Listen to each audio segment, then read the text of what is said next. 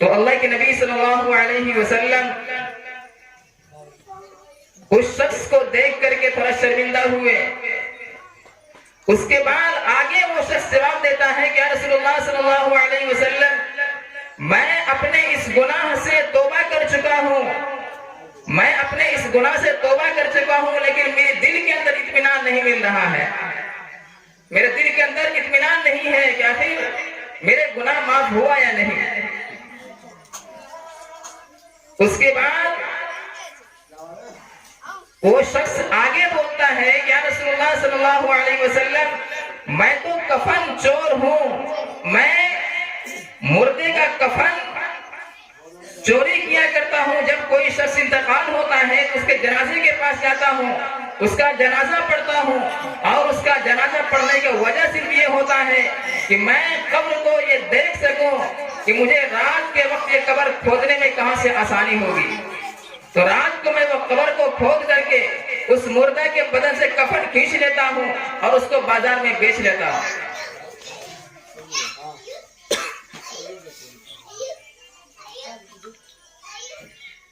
اس کے بعد اللہ کے نبی صلی اللہ علیہ وسلم اس شخص کے اس بات کو سن کر کے بالکل خاموش ہو گئے. اس کے بعد وہ شخص آگے اور جواب دیتا ہے کہ یا رسول اللہ آپ کو یاد ہے کہ آپ نے آج سے 2 دن قبل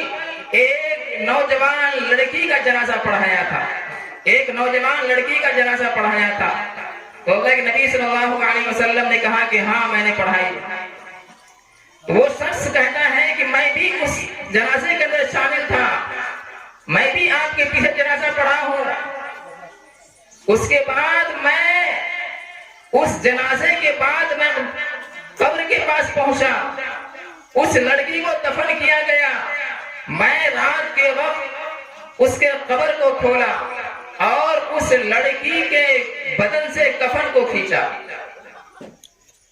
اس کے بعد میرے پاس شیطان آ گیا،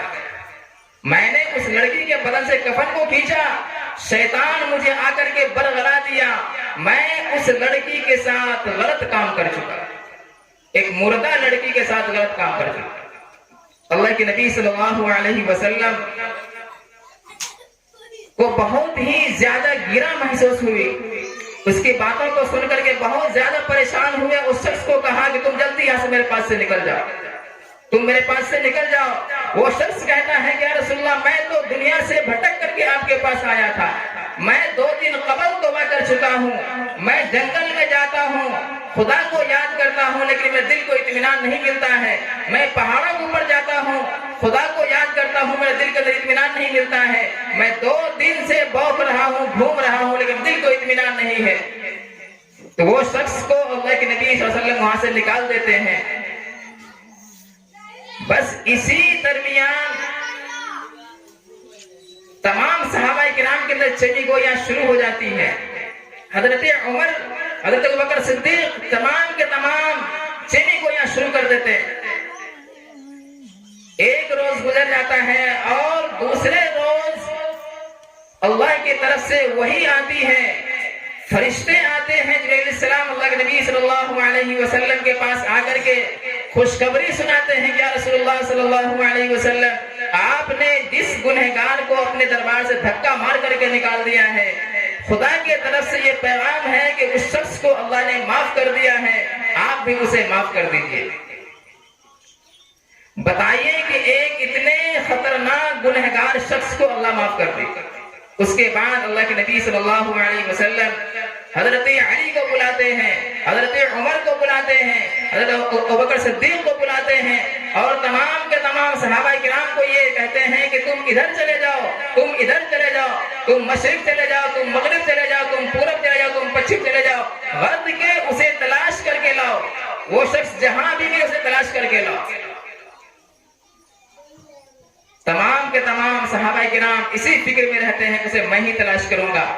اسے میں ہی تلاش کروں گا. غالباً تلاش کرتے ہوئے حضرت عمر رضی اللہ عنہ کو وہ شخص ایک پہاڑ کی جڑ میں سجدہ کی حالت میں ملتا ہے،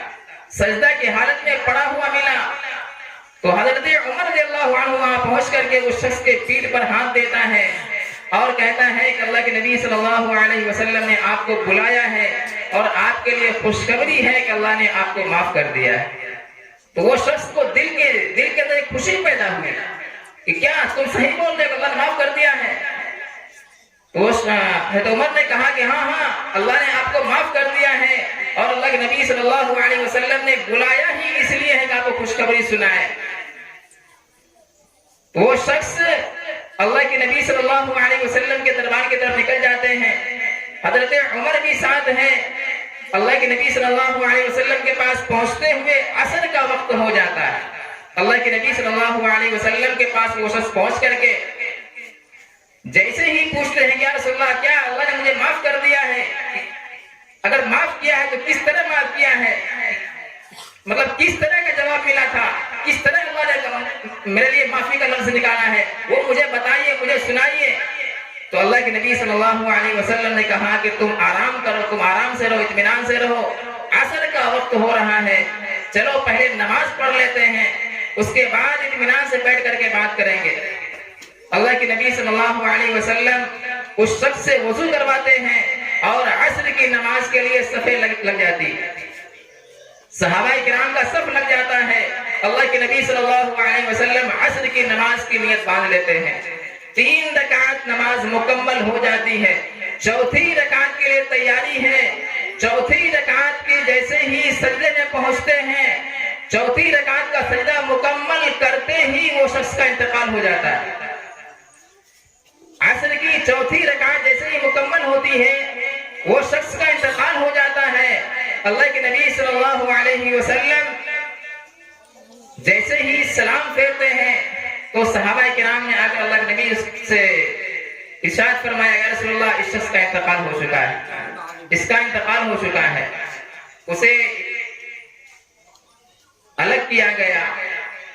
غسل دیا گیا، کفن پہنایا گیا، جنازہ کی نماز بھی ہوئی، قبر کے اندر اتارنے کی تیاری ہو رہی ہے، تمام کے تمام صحابہ کرام کے آنکھوں میں آنسو بھرا ہوا ہے،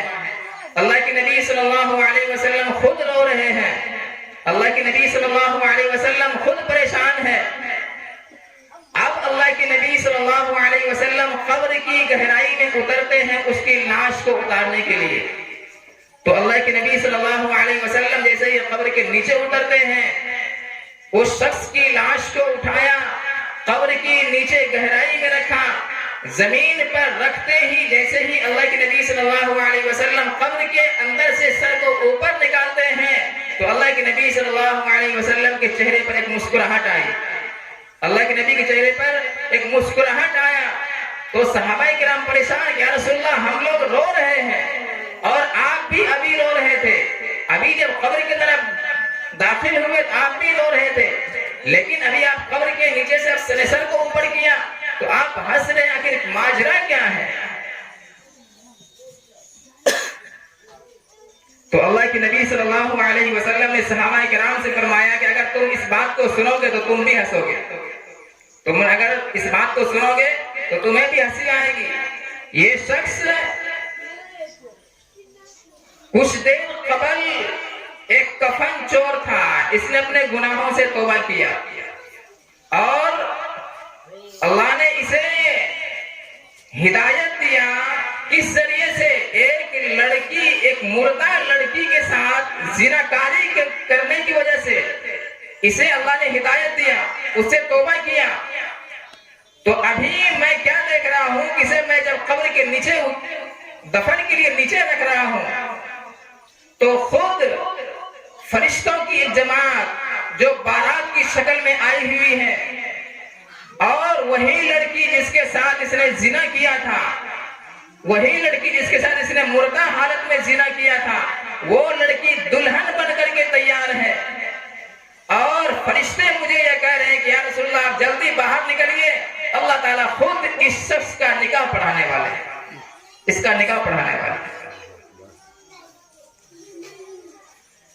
میرے بھائیو دوستو، اس واقعے سے ایک سبق ملتا ہے کہ انسان کتنا ہی بڑا گناہ کیوں نہ کر لے، اللہ کی رحمت سے اس کا گناہ بڑا نہیں ہو سکتا ہے۔ اللہ کی رحمت بہت وسیع ہے، بہت وسیع۔